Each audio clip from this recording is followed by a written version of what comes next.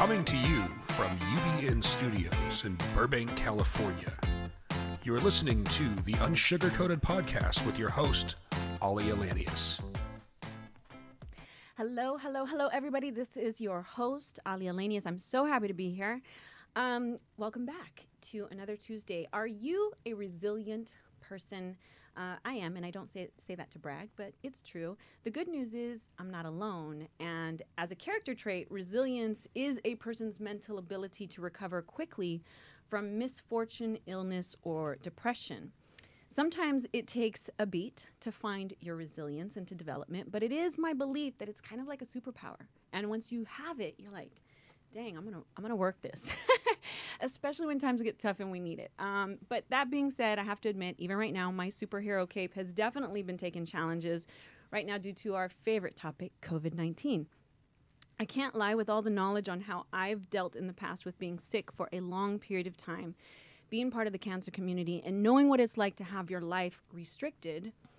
It's a challenge to provide incentive to people who are fatigued on living what feels like a very limited life because you're vulnerable, like myself. Like, I have to be careful. I live life, but I'm just going to tell you quite honestly, I do it as safely as I can. So for anyone thinking I want to be in my basement, you're wrong. That's not true. I want to be out and about.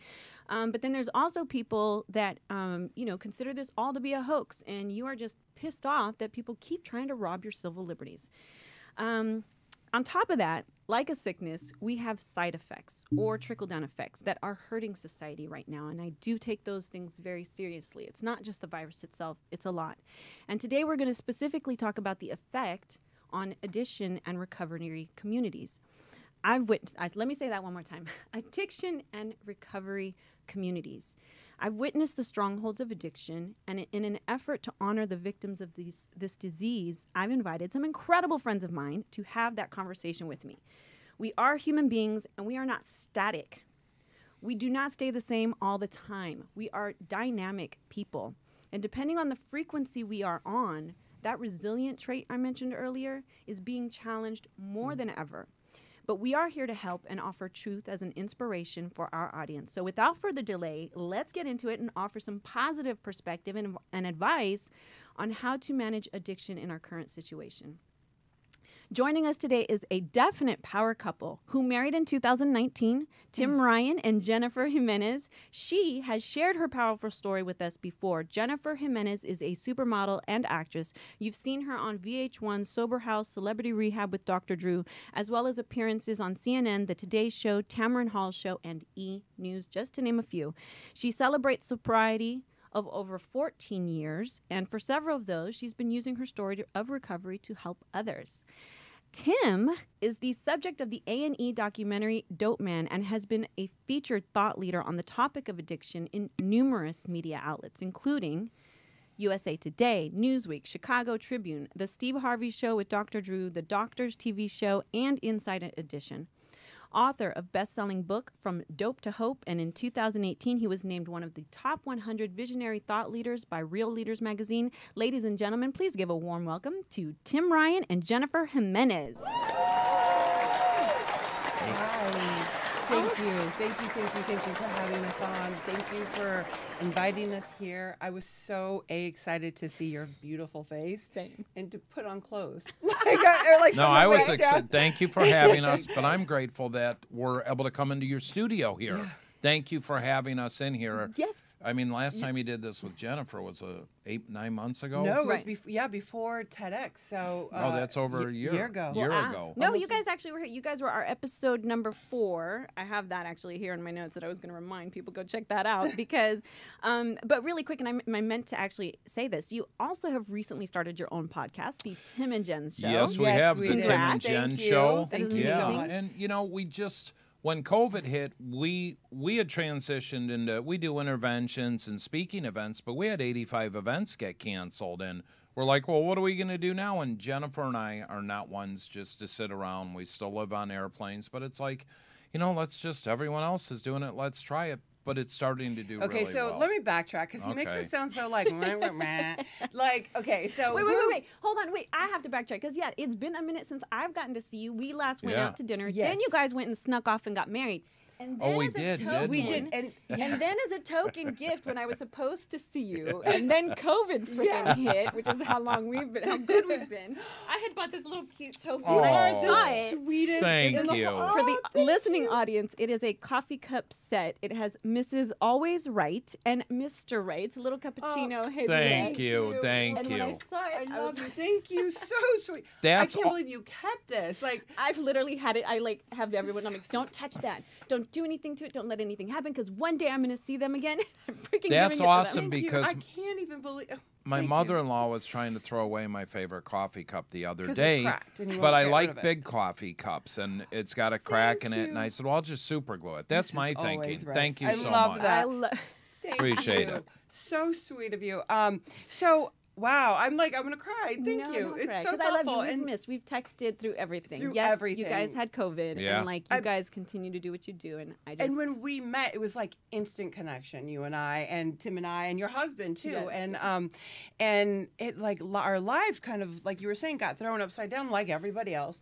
But it's funny because we were still speaking in the beginning of the year. We were in a bunch of different states, and I had said to Tim late December, I think I there's something I've been wanting to tell you that I've been holding in within myself for a couple of years, and I want to act again. And he looked at me like every guy would do, and he's like, "Go act, babe," like like nothing.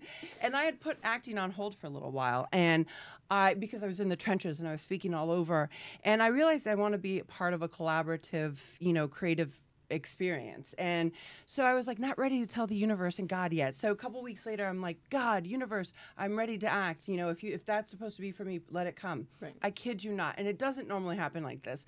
2 weeks later I get a text from a friend saying, there's this producer and he's doing this, the director wants to meet you, and the producer does. It's a movie, it's with Emilio Estevez. I'm like, what? So I go and we go meet with him, and I get a movie right there. And then by the end of the lunch, it was like a 4 hour lunch. Yeah, Sure. lunch. He's like, I'm doing this other movie, and you'd be perfect. And it's with Danny Trejo and Kate DiCastillo and like all these people. And he's like, you'd be perfect for this with Lou Diamond Phillips' role, blah, blah, blah. And I'm like, oh my God, I just got 2 movies. Then I get a pilot. And so I'm like, holy crap, right? And we're in Texas, and I get this pilot. We're doing an intervention. We're trying to get the client away from his girlfriend at the airport and get them up the escalator. And I get this text because I said earlier to the director who gave me that pilot that day, I said, if there's a role, because it's like a bar scene, like mafia kind of bad, like, bad, good versus Texas bad. drug lord. Yeah, TV show. I go, if there's like a bar scene for a bad drunk, guy, let me know. My I could play husband that. could be in it. He's like, no problem. So we're getting up the elevator. My phone's blowing up, and it's ringing, and all of a sudden I get a text, and it's the director going, everyone, I want to introduce Tim Ryan as the lead role of the villain. And I'm like, I look at him, and I'm like, babe, you just got the lead role. And then it hit me, and I'm like, I've basically sold my soul for 20 years acting and never got a pilot, and you get a pilot just like that. It was crazy. So we go, and we are going to come back. We come back March, and it's like a Tuesday. We start filming that Friday. Thursday, California shuts down. And my whole life, all our lives got put on hold. And a week Everyone. into that, I'm running around the house, just in circles. And I come in the bedroom, and Tim's reading or something. And I'm like, babe. And he's like, what, babe? And I'm like, my alcoholism is active. Not that I want to drink, but it's the isms, right? And I go, and my mental state, because I suffer from mental health issues, I suffer from depression. I'm like, I feel like that's gonna be active. I'm like, babe, we're in a pandemic within a pandemic. Right. And he looked at me and he goes, let's go on Facebook and talk about this. Right. And it changed the course of what we had no idea, in every way possible. But we started talking about the pandemic within the pandemic, and it's become our narrative to bring this forward, Right. because so much is going on right now. And I knew that. I knew it. It's incredible because it's being a person, like I spoke about in the beginning, knowing when I went through cancer, I've experienced what it's like to have a disease and then have everything else happen, like the financial impact of it, the emotional impact, it's a whole onslaught. It's not just one thing. And if you look at the virus, which is very literally a disease, but then how it's affecting our economy and how it's, affecting our ability to really get out.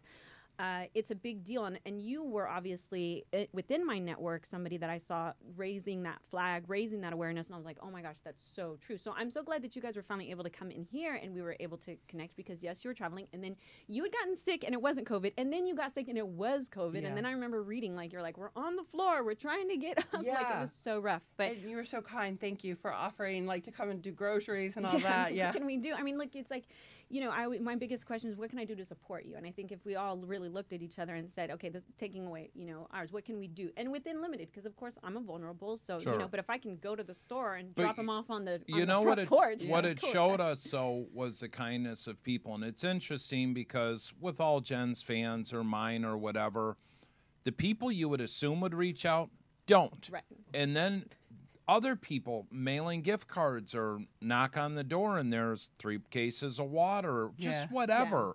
But thank you, because in those times, I mean, when we were in the thick of COVID, I wouldn't wish that on my worst enemy. I'd rather kick heroin in a prison cell, and I don't want to get into all the... No, but we actually are, because... Oh, just good.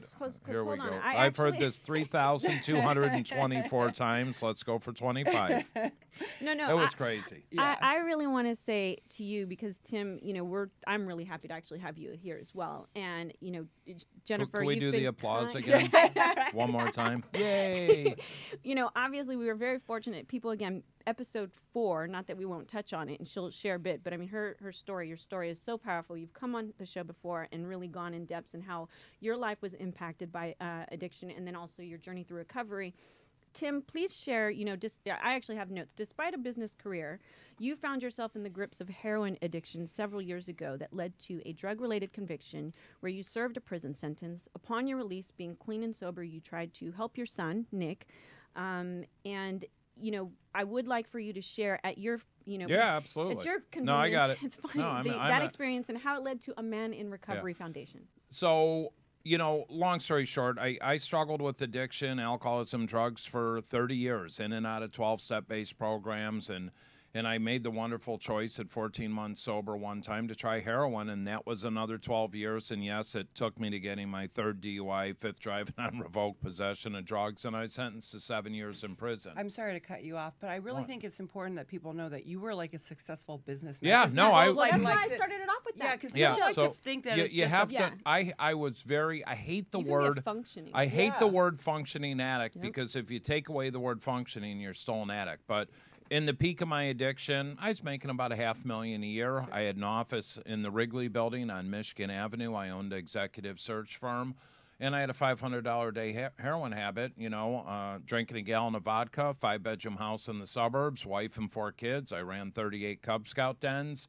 I functioned, but my whole life revolved around alcohol and drugs. But I was very successful. No, that's me. I'm itchy. Sorry. Yeah, I didn't know what you're doing in the technology space for 23 years. I grew management consulting firms and high frequency trading firms. But I couldn't stay sober. And yes, it ultimately led me to prison, and my wife divorced me and lost our home. But at 44 years old, I needed to be sat down. I needed that time out. And they gave me 7 years, but the way they ran the case, I ended up doing 13 and a half months, but I was in a therapeutic drug treatment program. It was still a medium prison, but it was very structured. It was run by a program called West Care. And that program saved my damn life. My cellmate was a former Chicago gang chief, Big Perk, and he's one of my best friends to this day. Why don't you tell your story? Can I swear on here? Yes, you can. So when I finally, you talk about COVID. I kicked heroin in a prison cell, and I defecated and vomited myself for 2 weeks straight. And I would much rather do that than have the strain of COVID we had. That's how serious this is. But when I was locked down in Northern Illinois Receiving Center, they keep you locked down until they figure out what prison they're sending you to based on your security level. There's 28 prisons in Illinois. I got to Sheridan. There's 2 prisons in Illinois that have therapeutic programs. Sheridan was one of them. So you do 30 days in the SEG building, 30 days in the orientation hall, and I was able to get into one of the little buildings and back. So I walk into my cell, and this is word for word. There is this big black guy, 400 pounds, all muscle, sitting on the bunk reading an AA Big Book. And I walk in, I said, "Hey, man, what's up?" And he looks up at me like I bothered him, and he says, "Hey, Whitey, you into recovery?" I said, yeah, why? I said, because if not, brother, you ain't coming in this fucking cell because that's all we do in here. I said, look, I'm into recovery. He said, hey, I'm Big Perk. Nice to meet you. I said, hey, Big Perk, I'm Tim. And he looks at me again. He goes, Tim, I think I'm going to call you Powder. I said, you can call me whatever you want, but Big Perk was he was the Chicago gang chief for 25 years. He had been to prison 10 times. He was a ruthless bad man. And that man helped save my life, because I wasn't in prison to do push-ups for noodles and get swole. I was there to change. And we were locked in that cell throughout the day, 18 hours a day. We did group 3 hours a day, 5 days a week. We walked the yard. We had a meeting. We sat in the day room at night. We had a 12-step-based meeting. We actually wrote the business plan for the nonprofit I still run today, and Jennifer's on the board of Man and Recovery Foundation in that cell. And my wife divorced me and lost her home in foreclosure, and they had to move to grandma's. My oldest son, Nicholas, was my worst fear in prison was Nick was going to die from a drug overdose. And when you're in prison, you have to shut out the outside world. I got visits every 2 weeks. Shannon, even though she became my ex-wife, brought 2 of my kids. My daughter, Abby, came every time, and it was either Tanner or Nick showing up or just those 2. But when I got out 13 and a half months later, I finally was 13 and a half months sober. I'd went through the 12 steps. I read hundreds of books. I had changed, and I never wanted to live that life. The obsession and compulsion had been lifted, so I went back into the tech space for 3 months. And when people talk about getting sober, are you willing to go to any length? My mom had found a little townhouse for me and said, I'll pay the rent for 3 months. I'd lost everything, and I'll put $200 a week in your bank account. So I got a job, got another sponsor, got a job, but I had to commute 2 hours and 15 minutes each way to work, one way, by 2 trains and a bus. So I commuted 5 hours a day, helping a buddy with an executive search firm, went to meetings every night. And about 3 months in, I just didn't want to do it anymore. So I called my mom and I said, can I borrow some money? So how much you need? And I said, 15 grand. And she said, what do you want that for? And I said, I'm going to set up this foundation, get the lawyers, attorneys, and I'm going to live on the rest. And she said, I have one question to ask you. And I said, what? And she said, are you going to pay me back this time? I said, yes, ma'am. She said, the money will be wired into your bank account tomorrow. And then I started setting up my foundation. I'd start some support groups. At 19 months sober, my son, Nicholas, who was 20, was in treatment for the 6th time. So I went and met with him, and it was surreal because I'm, 18, 19 months sober. Nick's sober, and he's like, Dad, I used to get high with my son. He's like, think of this, me and you, a father and son team, speaking in high schools. We used to use together. Now we're sober. And I said, Nick, I love it, but you got to get sober. Don't worry, Dad, I will. 30 days out of treatment, he's back in jail, buying fake pills, trying to buy heroin or selling them. He did 45 days in jail, got out. His mom picked him up, took him to lunch, said, Nick, we're done. Fed him, said, you're not coming to my house, you're not coming to Dad's. And he's like, I got it figured out. Me and my girlfriend are getting an apartment. 5 days out of jail, I called him and said, come to my house and get some Narcan. It reversed the effects of an overdose. And he said, Dad, don't worry, I'm not on that anymore. And I believed him. And 2 days later, Shannon called me at 6 in the morning and said, get out of bed. My former wife said, I'm coming to pick you up. Nick overdosed again. And we shot to the hospital, ran right through the emergency room. Tim and Shannon Ryan here to see our son, Nicholas. He overdosed, and 30 seconds later, the chaplain walked out.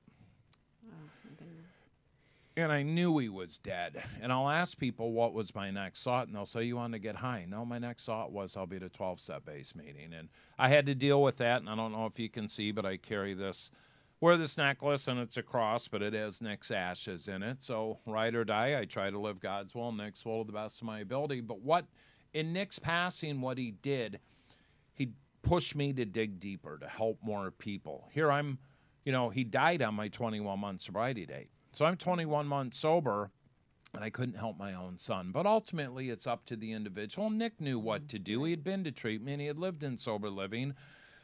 But with opiates and fentanyl and you got 3 choices. You're going to die, you're going to end up in prison, and then probably die, or you get sober. That's it. Right. But it instilled me to dig deeper, and then I started working in treatment and speaking all over the country, and my life was crazy and chaotic because I kept giving But that changed, like, you not only, so I always say, like, when I did Sober House and Sober, like, we were the first of that movement. Right. But in comes, and I say this when I speak, in comes Tim Ryan, right? He's on the floor. Like, he's on the ground. Like, he did I mean, I had a crew of people that were working with me or volunteering. I mean, we were getting 300 phone calls a day. And this is just in Chicagoland. Right. Yeah. I mean, we're going into trap houses and drug houses and pulling young ladies out or young guys and getting them in detox. And then A&E did a documentary on me called Dope Man, and it's basically a day in the life of what I do. And I wrote a book called From Dope to Hope, available on Amazon Prime. Tim Ryan. And you were at the State of the Union. I was a guest of the 2016 State of the Union address, and then I'm on all these Fox and Friends and CNN and Martha McCollum and Varney and Company.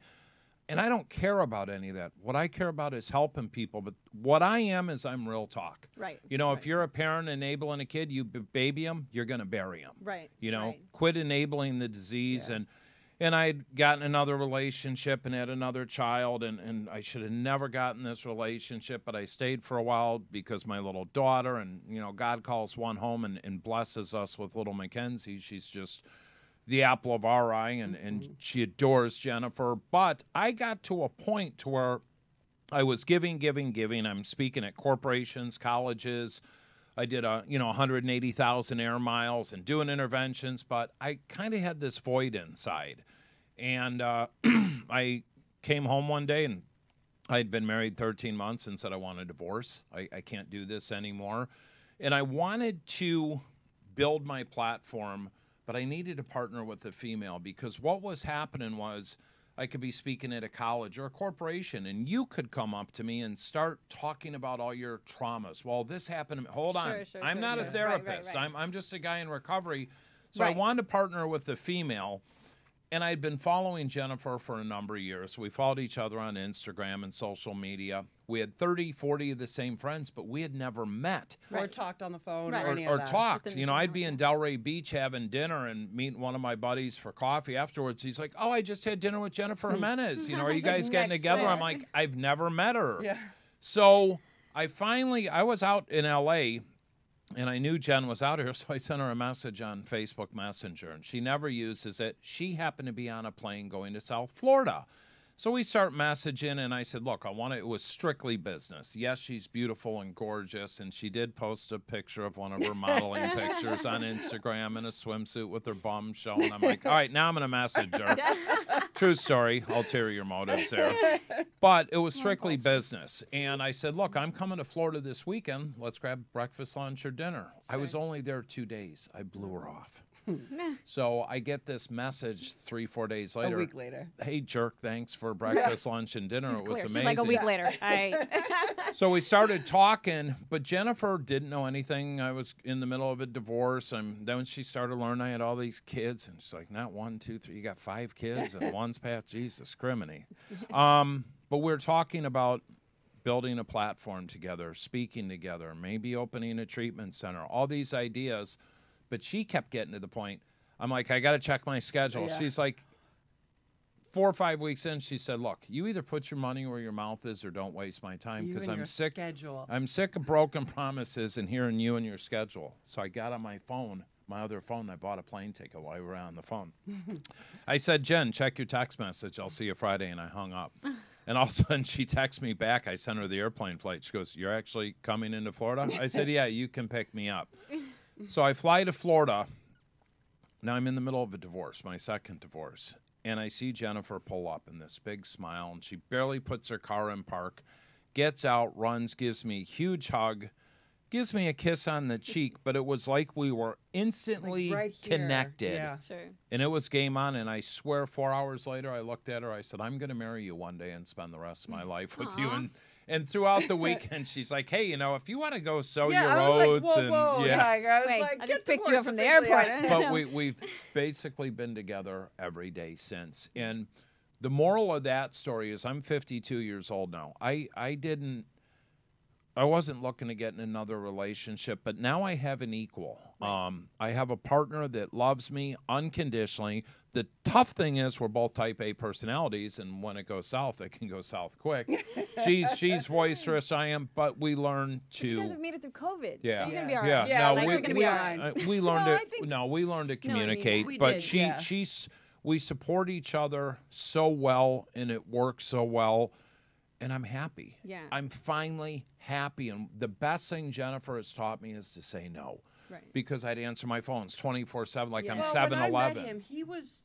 I remember at one point that first or second weekend, I looked at you and I said, "Wow, you've been doing this alone your whole life, haven't you?" And he goes, "I have." And I go, "I understand. Like I'd been doing my journey alone." Right.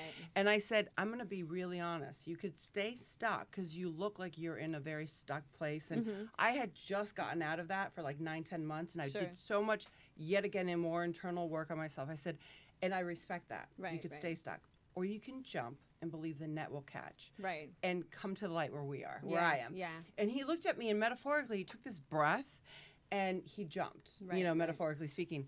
But I think what that is, there's so much power to what you're talking about, is that yes, in recovery you can be giving too much or be acting or act like you're okay when you're really Right, not. right, Or right. searching, I told a buddy of ours, Andrew, who had been doing this. He's kind of doing what I did 3 years ago.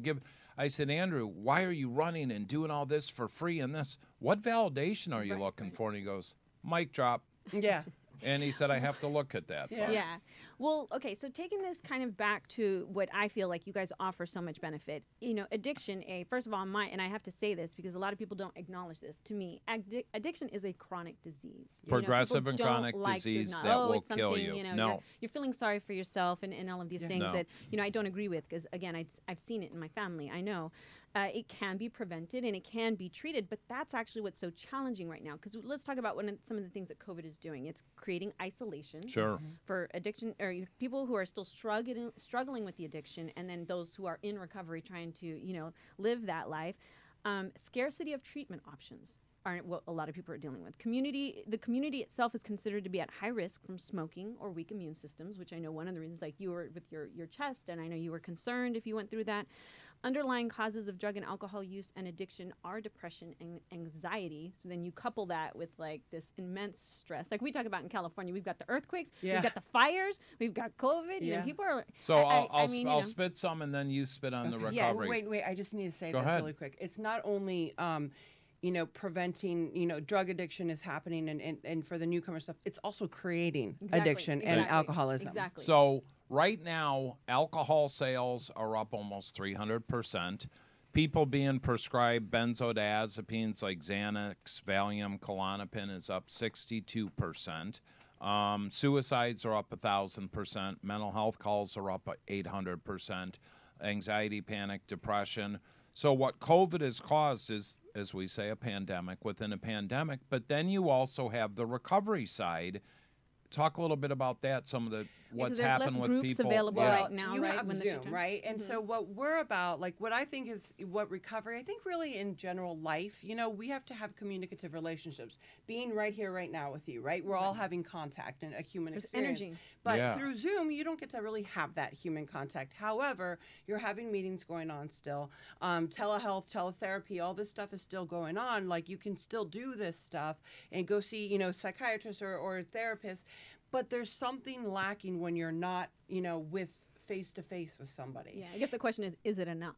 Purpose right. and connection. Yeah, and you need to find your purpose and connection. And I understand, what I say all the time is you need to tell on yourself.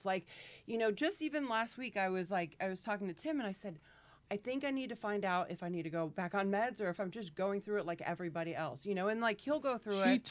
The thing is, I talk about she I talk it all talks out. about it.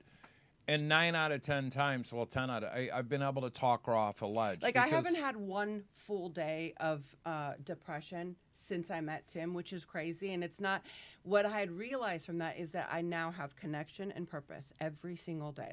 We're always on, we're always doing things, either, not on, but I'm either always working or I'm being a wife or I'm. Or it's, you know what, you need to go take a nap. Yeah, Right. I do And walks, slow down.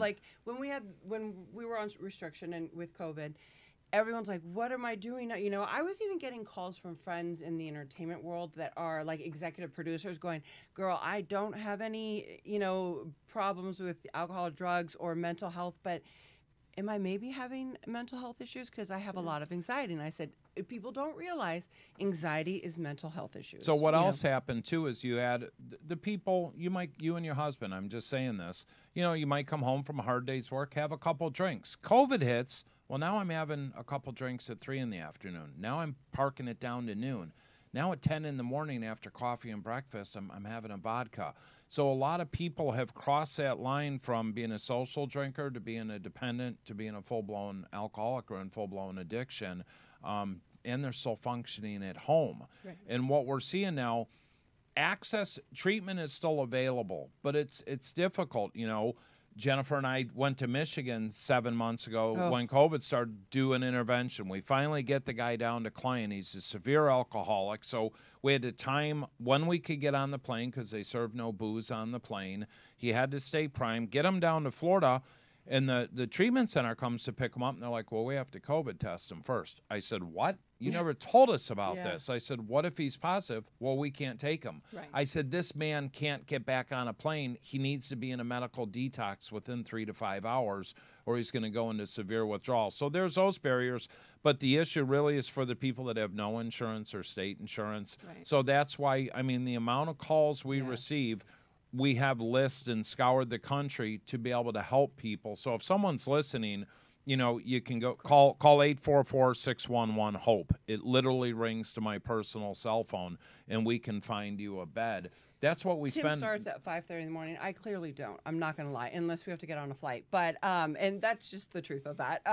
But like Tim is always calling, responding to everyone. I'm responding to emails, and you know, people are reaching out more. However, you know, I think that we need to not like act like this is not going on. You know, I think a lot of people are like, oh my God, not me. You know, the drug addict has to, or the alcoholic needs to be on the street, on the corner. That's like so 1920s, like thinking, you know. Right. It's interesting because there's so much animosity going on. We just did 16 states, right? I was saying that before we started the show. And every state that we've been in, like I've seen homelessness like crazy. In every state, and red or blue or green, whatever you want to call the states. And we were flying from Texas to Miami, and all of a sudden, like, I can feel it in the air, the animosity that's happening. You could feel people, you see people like wanting to take drinks or like sipping their drinks at the airport. And on the plane, 4 people ended up getting arrested when we landed. And it's just the animosity and like because they weren't wearing their masks, and then they're mouthing off to the flight attendant, and then they're smoking their vapes, but just being chaos agents because they can. Well, now they all forgot federal charges. But I mean, and just driving over here today, every time we come to this studio, it breaks my heart coming up Santa Monica and seeing an individual sleeping on a sidewalk with no shoes on. And Jen said, wait till we get up there another mile. And all the tents and... It's hard. But that's ultimately where addiction and mental health. We have a mental health crisis going on. Addiction is part of it, but we have a major mental health crisis going on. And there's just not enough damn resources for it. No, there's not. And then you have a lot of policies that are going into effect that actually hurt our vulnerable communities, the cost of living. Every person that's on the stinking street would rather, most of them, I would say. I do know that there are some mental health issues that people prefer to be outside and they prefer to be isolated. But if they would rather be safe, they would rather be protected. Nobody wants to be, you know, and what a lot of people don't understand is that, and I can say this, and actually, Tim, and I have to go back, you know, thank you for sharing your story so candidly with the world, because it was a person's imperfections in her book, that inspired me in my situation, you know, at a young age, that made me realize if she did it, I can do it. If she got through that and she could turn around and she could be swearing in, I'm talking about Maya Angelou, who swore in, you know, President Clinton. If that woman could stand up there after running a brothel and she was, you know, and then here I was, a person who had made a mistake or who had lost my way when I was younger, then it just gave me hope. So thank you, because I do believe where there is a will, there is a way. Absolutely. You know what I mean? And, you know, I admire that. Part of the mental health issues, like there's so many people, and this does so into addiction and in recovery, because if you don't know where your next meal is going to come from, you know, I've been on the street. Right. I know what it's like to have nowhere to go.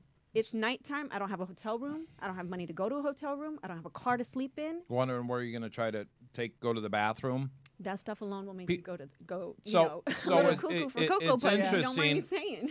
Because we'll get a lot of calls and, oh, do they have state insurance? No, they don't have anything. Well, it's a 16-week wait for a bed. Have them call every Friday. Hold on, this person is homeless. Right. They're just trying to figure out the next meal. Then, well, why are they using? Because they're an active addiction. Yeah. You know what? They're numbing the pain just to get through another day. And you want them to call every Friday at noon? Right.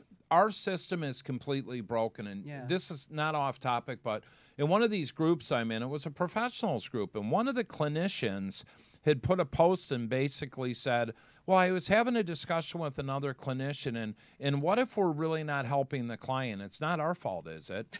And the problem is, everybody wants to pass the buck. Well, we sent you to this treatment center. Well, they didn't get sober. It's a clinician's fault. It's ultimately up to the individual, but there's a lot of people that work in this space that don't care about the individuals. Right. Yeah. They really don't. Why are you choosing this profession then, you know? Right. The whole system is broken and it needs to be revamped, and we need billions of dollars dumped into it. And I can give you all the ideas on how to make successful programs, but we need the funding. Yeah, I mean, and I think that we're going back to what you said, like, if there's a will, there's a way. And like, sometimes I know a lot of people right now who are listening right now, they're like, what the fuck are you talking about? What will? I have no will. I'm just trying to get by. Well, that's a will, and I want to let people know, like, it didn't come easy for me. Yeah, I went to treatment, but like when I left treatment, the real work started. I had no idea. I mean, Hollywood, I called the chapter. Like, I tried to get back to LA. It didn't work. Like, I didn't have the ability, the resources that they have today, to find out which way, or like, there was no Facebook or anything like None that. of Like, it. I didn't know. I had to learn by hitting my head against the wall, and I was unemployable. I mean, I was unemployable for 2.5 years. Like, I always had food on my plate, but like, I understand, like, being on the street, not knowing, what's your next food going to be, where you're going to get your next meal. Like, and it's not always your fault. It's not your fault. But you were willing to go to any length, and you had people in recovery that supported you and let you sleep on sofas or whatever. What else I see, unfortunately, is somebody gets 60 days sober, and they want to be at the end of the rainbow without putting in any work. Well, I want to do what you do. I want to do what you and your wife do. Really? Go to prison, lose everything, get out of prison, turn your life around, have your kid die, stay sober, then you can do what I do. Right. Yeah. Otherwise, shut up. We're all different, and everyone has something to offer, but the person you have to offer the most is yourself. Sure. Like, we need foundation right now, and I think we need foundation. Like, I always talk about foundation. Like, that's my set. Like, I have foundation. I built that foundation in recovery, and I've been so blessed. And talk about your morning foundation. You get up and you make me drink this awful green stuff every morning. I have, and I feel like right now, especially in this time, right? We all just need foundation. We need to feel that we're going to get through this. And what's the craziest thing? Is we're going to get through this. Right. What do you always say? God always provides. God, absolutely. So so it's funny because one of the questions I was going to ask, and going back to kind of resilience, and we know that the people suffering right now, and especially when we talk about the people on streets, like, I always have to remind people, there are people who have jobs who are homeless, FYI. Not everybody on the street is actually not working or trying to. Some of them have 2 jobs, but, try working a job and being homeless and see how that works out. Yep. But, I am still, and I consider myself a silver linings person. And I think that, like you said, going back, like, hopefulness is hopefulness is a horrible thing to lose. When you lose hopefulness, it's a very dark and grim road. And so many people, especially people like, going a step up to the people who are actually in a home, kids are maybe stressing, the relationship is stressing, work doesn't, or maybe they have been able to keep their job, but they're just, every Friday night, Joseph and I look at each other, it's like, so we turning up this weekend, or what we doing Friday night? It's like, Netflix. I'm like, it's not even. Oh, we've binge watched everything. So like, it's funny. I mean, but the reality is, like, I'm still a silver linings. I'm like you. I know that we'll get through it. Like, I went through cancer. I went through a time when I didn't know if I was going to make it. And then, if I showed you pictures of me, 7 years ago, you would just be like, what the, shit, this was you? Like, yeah.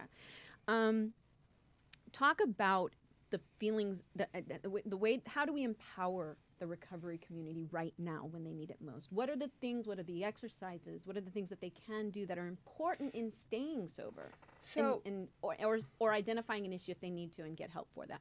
staying sober. Things about staying sober is just keep telling on yourself. When you're in your mind, and I know a lot of people have to be in isolation. I feel isolated because they're at home alone. Because there's a lot of people feeling that they're, that are alone right now. And I understand that. I've been there, not isolated during COVID, but I've been alone. I've also felt lonely. More importantly, I felt lonely in a crowded room at times, even in recovery. And what I've realized is that I'm never really alone, but I have to reach out. I have to tell on myself. You have to pick up the phone and call people. And you just got. I mean, like people that are in early recovery or in long-term recovery. I know a lot of people who are like, people with 37 years, 40 years. Blowing the brains out like that. I mean, we've been hearing these stories because it goes to because they're used to their routine, getting up in the morning, going to their meetings. They're 70, 80, 90, 80 years old. They've been doing this for a long time, and now they can't do that anymore. But what else is happening too? There's people that have had minimal relapses, or might have drank a little, or smoked some weed. I mean, it's everywhere here. But what Jen says, they don't tell on themselves. And well, okay, I smoked, I drank a little. Well, next thing they're doing heroin or whatever, but. I call 3 people a day, not the same 3 people. I in general, I tell you, I'm always checking it. Who are you talking to? Oh, it's a buddy of mine from 32 years ago. Why? Because I just like to check in on people. But there's also this. Everyone's like, I've cleaned enough, because I could say, if you're hungry, eat, angry, clean your house, lonely, call someone, tired, rest. But like everyone's like, I'm so done resting, I'm so done cleaning every room out of the house, every drawer or closet. So another thing that's really important, I think, right now is get as active as you can. I know it's getting cold now, but even if you're in your house. This isn't cold. I'm from Chicago. But like cold. Walking around your neighborhood, or I even do steps in my house. I have a Fitbit, do weights, do like little push-up, whatever. Get out and do something for someone else. Was joking about the COVID-15. We did get it. We're not gonna lie. We were on prednisone, a very high dose for a while, but be easy on yourself. Forgive yourself. Treat yourself with kid gloves, and that's a big thing. Try this exercise. Look in the mirror for 2 weeks straight, and just in your eye to eye and reflection in the mirror, and say, "I love you." Yeah. You're enough. Yeah. Say that for 2 weeks. See how you change. You may cry, you may laugh, you may go, this is so dumb. But honestly, it's a big deal. It is. Being gentle with yourself will allow you to be able to help others, in any way, shape, or form. Reaching out, talking to people, try to eat healthy. You know what I mean? If you can't, it's easy to order food every day, and Jen's like, let's go get some bananas. I'm going to get you a salad. I know my husband looks at me, he's like, something sweet? I'm like, no, stay home. She made some muck the other day, but it was really good, and I'm like, what is this? But, well, you got to be gentle. Yeah, and I love that you said that, Jennifer, because it hits on one of my things that I want to make sure I address. So there's judgments that we give ourselves. We can be our biggest critic. Yep. But I also want to talk to somebody out there who might know someone in addiction and recovery and how their judgments affect them to some degree. And I mean, my personal thing is, how do you cut them slack and be understanding and be supportive without, because judgments hurt. So it's right. Do they? Absolutely. Judging anybody. I mean, I get people bash me all the time on social media and all that, and I'm like, okay, it doesn't really. I've learned to have a thick wall with that. Right. But when people, I remember the shaking the heads, back in the day for me, they'd be like, oh, here she goes again, and it hurt. Now I had my enablers, and that's one thing. You don't want to enable an addict. You do not. You also want to communicate. Right. Communicate. I know everyone's like, communicate. She keeps saying communicate. If you don't say, I'm really concerned for you, what can I do to help you? You won't know. Now, then, if you're going to keep enabling the addict, you're going to bury the addict. And that's really important for people to know. But it's also, though, don't kick him out. If my son, Nick, when he was alive, his grandmother let him live there, and he had a roof over his head, food, he could get high, there's no consequences. I wouldn't change either. Mm-hmm. But if you do kick him out, that doesn't mean you can't talk to him. Right. Go meet him for lunch or have some food, and when you're ready to go to treatment, well, call me. That's their choice then. So you can keep doing what you do, or you can ask for help. But back to the stigma, though, there's these social media groups, and it's called The Addict's Mom, and then they talk about their kids as my addict daughter, my addict son. that's just instilling. Do you say, oh, that's my cancer kid? Right. That's my right. diabetes baby? Right. No. That's my drug addict kid. I'm okay to say, hey, I'm Tim Ryan. I'm a grateful recovering alcoholic and drug addict because I'm in recovery. But that's your child who's struggling with a progressive and chronic disease. They Right. have a disease. I have you know? listen, I have no shame in who I am, what I've done, what I've gone through. I have learned to stand in my truth. And what I've learned by standing in my truth is that I can't go wrong. I may feel a little wobbly, but I can't go wrong. And that's really important for people to know. But I am not like, hi, I'm Jennifer Gimenez, recovering addict. Like, I'm not, hey, Jennifer Gimenez, supermodel. Hey, Jennifer Gimenez, actress.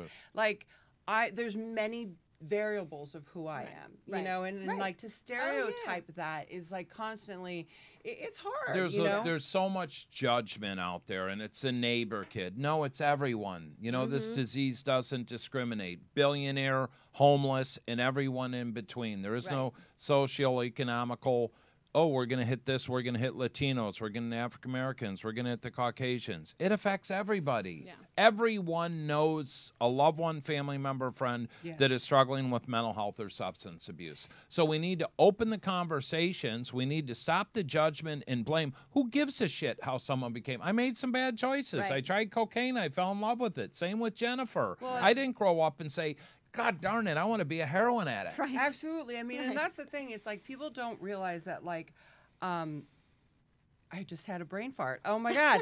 But like people don't- Senior moment. It's total pressure. senior moment. Yeah, Pressure. but like, people don't realize that we're all trauma survivors. Right. Even the people that are Yes. listening right now, Bingo. we're Yes. all trauma survivors of some sort. It doesn't Exactly. matter if you're an addict or not, right? And people in addiction or in recovery, they either lack, they either lost their survival, like their coping mechanisms, or Right. they never got them. So they had to create their own, right? Exactly. And their survival mechanisms. So if Tim comes from a good family and has survival mechanisms and all that, and I come from a bad family, just hypothetically speaking, and we're both addicts, right? The chances of him, because he has more coping mechanisms Right. of not becoming an addict, are a lot higher than mine. Sure. Being at full and And going I want to into hit full, on something blown though. Sure. When addiction. you say trauma, people need to understand trauma could be emotional loss, it could be Mm-hmm. mental, it could be spiritual, it could be physical, it could be sexual. Trauma comes in many ways, shapes, or form. I saw one of the most foremost experts on this, and I'm at this event, and he asked how many people are adopted. I put my hand up. He said, do you realize you're 48,000 times more susceptible to become an alcoholic or drug addict due to the abandonment? I'm like, what? Yes. And then I started putting two and two together. Yep. Okay, that's part of my trauma. Learning disabilities, abuse by my brother, molested by a babysitter. Okay, I'm a full-blown trauma person. Yes. What was my coping mechanisms? Alcohol and drugs. Yeah. Yeah. And they're It's- but a symptom. Yeah, Yeah. it's so crazy. No, I mean, exactly, because I have to segue. That's exactly what Unsugarcoated Media, when they were like, who is your target demographic? I'm like, survivors of trauma. Because exactly that knowledge, Yep. that's a divorce, going through cancer, Yep. being abused, like all of those things, even a car accident, it's not just necessarily an acute trauma. There's also lingering traumas that we go through. And if we all started to realize that a lot of us are operating under that behavior, Yeah. it exhibits itself in different ways. So So here's, I don't remember the darn quote, but here, a lot of people have trauma. But you know what? Once you know it, it is your responsibility to have the tools through therapy, through going to treatment, through whatever, to better yourself. Exactly. You know what?